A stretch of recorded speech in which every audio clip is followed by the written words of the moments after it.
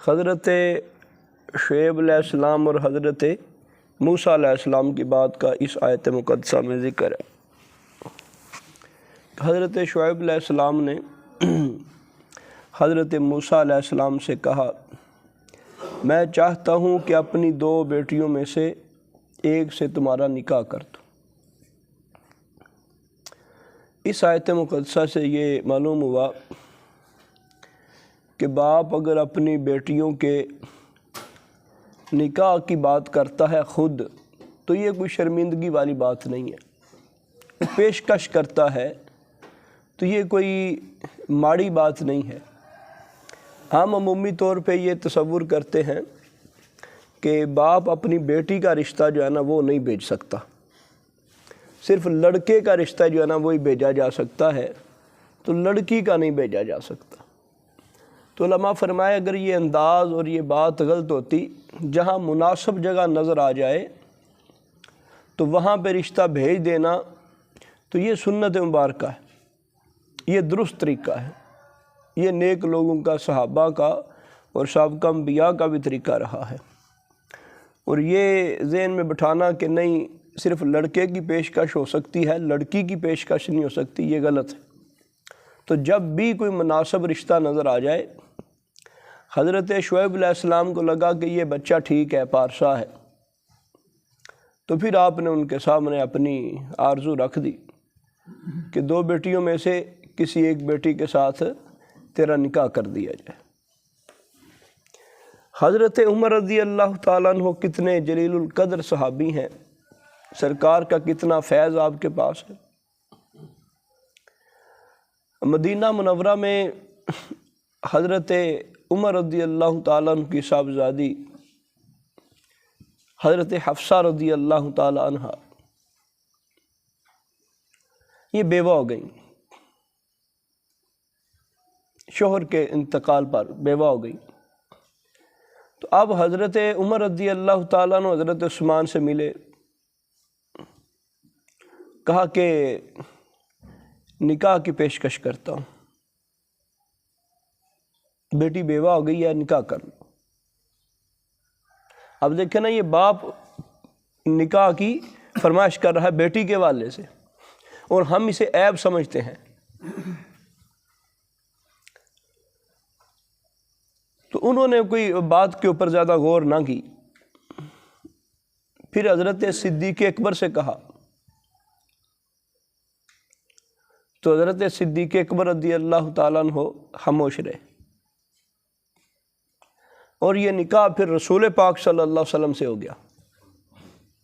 اب دیکھیں اس واقعے میں بھی دیکھیں باپ نے فرمائش کی ہے، اور کن سے کی ہے؟ دوستوں سے کی ہے۔ یہ دوست تھے، اپنے سنگی تھے، اور ہم اپنے سنگیوں سے، دوستوں سے اس طرح کے معاملات سے پیچھے ہی رہتے ہیں، کیونکہ ہمیں ان کے سارے معاملات کا پتہ ہوتا ہے۔ لیکن صحابہ کرام کی کیفیتیں کیا تھی وہ جانتے تھے، اور ان کی دوستیاں کا جو معیار تھا وہ حقیقت پر مبنی ہوتا تھا۔ اور یہاں پہ یہ بھی دیکھیں کہ باپ اگر یہ دیکھتا ہے کہ میری بیٹی بیوہ ہو گئی ہے تو دوبارہ نکاح کی سوچ رکھتا ہے۔ ہماری جوان بھی اگر کوئی معاملہ ہو جائے، جوان بچیاں بالکل، اتنے معاملے عجیب ہو گئے، کتنی جگہ پہ آپ نے بھی دیکھا ہوگا، بالکل جوان 25 سال کی بچیاں دیکھیں، صرف ایک بچہ بھی پیدا ہوا، کہتے کوئی نہیں جی، کوئی نہیں، نکاح کر لوں گی۔ اب یہ دیکھیں یہ کوئی چھوٹی چھوٹی عمر کی نہیں ہوتی تھی، یہ ٹھیک عمر کی صحابیات ہوتی تھی۔ اگر ایک ایک صحابیہ عورت کا ہم تذکرہ دیکھیں، کئی جگہ پہ نکاح ہوتا تھا، کئی جگہ پہ، ایک درست طریقہ تھا۔ سب سے بڑی بات یہ ہے کہ بے سہارا عورت کو سہارا مل جاتا ہے۔ عورت کی جو حقیقی خوشی ہے وہ اپنے ہی گھر میں ہے، وہ اپنے والدین کے گھر میں بھائیوں کے ساتھ وہ خوشیاں نہیں گزار سکتی جو اپنے الگ گھر میں وہ اپنے شوہر کے ساتھ جو زندگی بسر کر سکتی۔ تو ہم اس کے اندر عیب شمار کرتے ہیں، اور اس بہت پیچھے چلے گئے اس بات کی وجہ سے کہ کوئی نہیں، اب نکاح کوئی نہیں، طلاق ہو گئی تب بھی نکاح کوئی نہیں کرنا، بیوہ ہو گئی پھر بھی نکاح کوئی نہیں کرنا۔ اور اوپر ایک اور معاملہ عجیب ہو گیا کہ اگر عورت یہ کہے کہ میں اگلی جگہ پہ نکاح کرنا ہے تو پھر کہتے ہیں نہ اسی وراثت وچ حصہ کوئی نہیں دینا، جہاں تیرا گھر والا چھڈ کے گیا نا جی وراثت وچ حصہ کوئی نہیں، جے تو وراثت حقدار رہنا پھر اتھی رہنا پینا تو تو وہ اس کی وراثت کی حصے دار ہے، وہ جہاں مرضی نکاح کرے، وہ اس گھر میں رہے، وہ کسی اور آگے چلے جائے تو وراثت کی حصے دار ہے وہ۔ اللہ رب العزت کا فرمان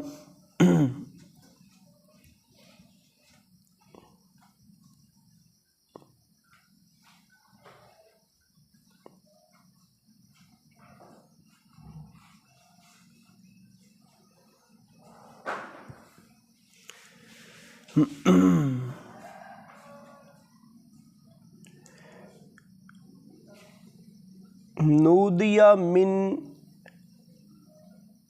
شاط الواد الایمانی فی البقعۃ المبارکۃ من الشجرۃ ان یا موسیٰ انی انا اللہ رب العالمین۔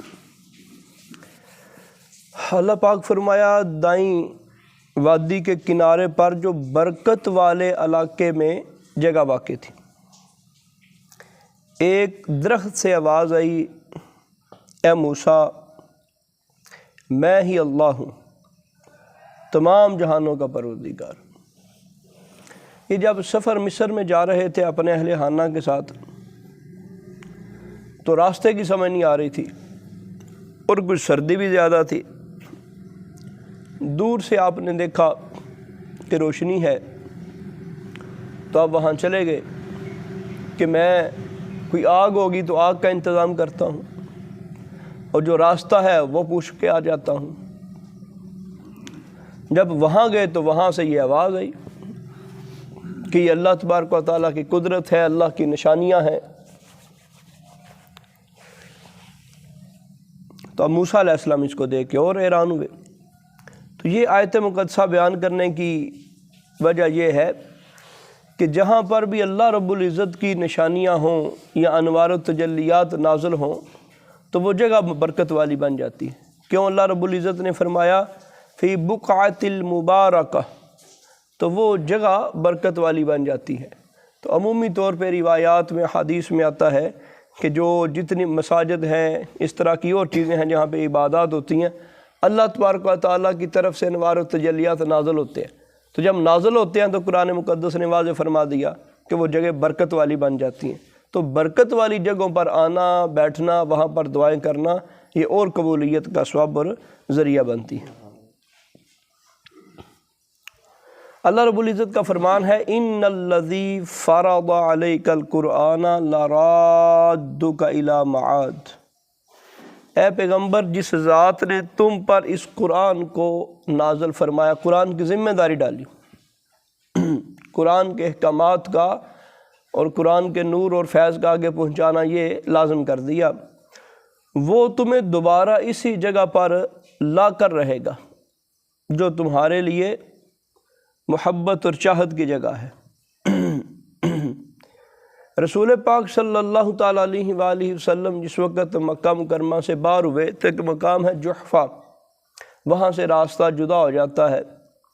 تو وہاں رسول پاک صلی اللہ علیہ وسلم نے دور سے کعبہ شریف کو دیکھا اور حالات یہ تھے اب ساری زندگی وہاں داخل ہونا مشکل ہے، مشکل تو مشکل ہے، ناممکن ہے کہ یہ جو لوگ جان تک کے مخالف ہو گئے مکہ والے اور مجبوری سے یہاں سے نکلنا پڑا، اور نکلے بھی اس انداز سے کہ کسی کو کانوں کان خبر نہیں ہونے دی، قریبیوں کو بھی خبر نہیں ہونے دی، تو رسول پاک صلی اللہ تعالیٰ علیہ وآلہ وسلم پریشان ہوئے، غمگین انداز میں یہ عرضی کی کہ مالک کو مولا پتہ نہیں اب ساری زندگی آنا نصیب ہونا ہے کہ نہیں ہونا۔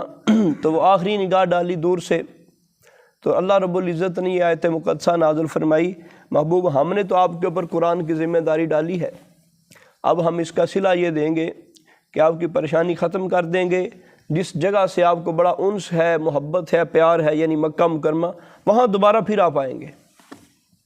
تو یہ بڑی رسول پاک صلی اللہ تعالیٰ علیہ وآلہ وسلم کے لیے عزت افزا بات تھی تو ایسا ہی ہوا کہ جو ناممکن تھا وہ 8 سال بعد ممکن ہوا، اور ایسی عزت اور ایسی شان کے ساتھ ممکن ہوا کہ اس علاقے کے رسول پاک صلی اللہ علیہ وسلم تاجور بن کے آئے۔ وہ سارے کا سارا علاقہ رسول پاک صلی اللہ علیہ وسلم کے قدموں میں ہے۔ پہلے بھی ہم نے اس آیت مقدسہ کو کئی بار بیان کیا کہ یہ قرآن کے معجزات کا بھی ایک حصہ ہے کہ رسول پاک صلی اللہ تعالیٰ علیہ وآلہ وسلم پر جو مقدس کتاب نازل ہوئی اس کے حق اور سچ ہونے کا ایک یہ بھی معاملہ ہے کہ جو کئی سالوں بعد کام ہونا تھا، اور بظاہر یہ لگتا تھا کہ یہ ہونا ہی نہیں، ظاہری طور پہ یہ لگتا تھا کہ یہ ہونا ہی نہیں، لیکن قرآن نے کہہ دیا ہوگا، لیکن وہ 8 سال بعد کام ہو گیا۔ اور اس سے اسی آیت سے ایک اور مسئلہ معلوم ہوتا ہے کہ جن لوگوں کا قرآن کے ساتھ تعلق گہرا ہو جاتا ہے پھر ناممکن بھی ان کے لیے ممکن ہو جاتا ہے۔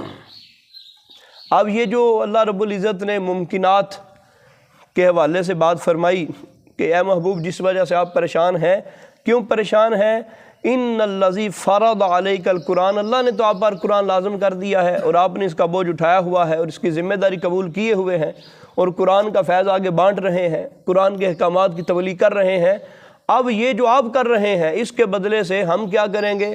ہم ناممکن کو آپ کے لیے ممکن کر دیں گے، اور جو لوگ آپ کو نکال رہے ہیں آپ کو انہی کا سردار بنا کے ہم واپس لائیں گے۔ تو قرآن کی جو بندہ ذمہ داری اٹھا لیتا ہے اور جو قرآن کے ساتھ اپنے آپ کو وابستہ کر لیتا ہے، اللہ پاک اس کے لیے ایسے آسان راستے کر دیتا ہے جس طرح رسول پاک صلی اللہ تعالیٰ علیہ وآلہ وسلم کے لیے آسان راستے کر دیے۔ جس مکہ سے نکالے گئے اسی مکہ کے سرکار دو عالم صلی اللہ علیہ وسلم سردار بن گیا ہے۔ اللہ پاک رحمت فرمائے اور قرآن مقدس کے ساتھ ہماری وابستگی کو گہرا فرمائے۔ آمین۔ صلاۃ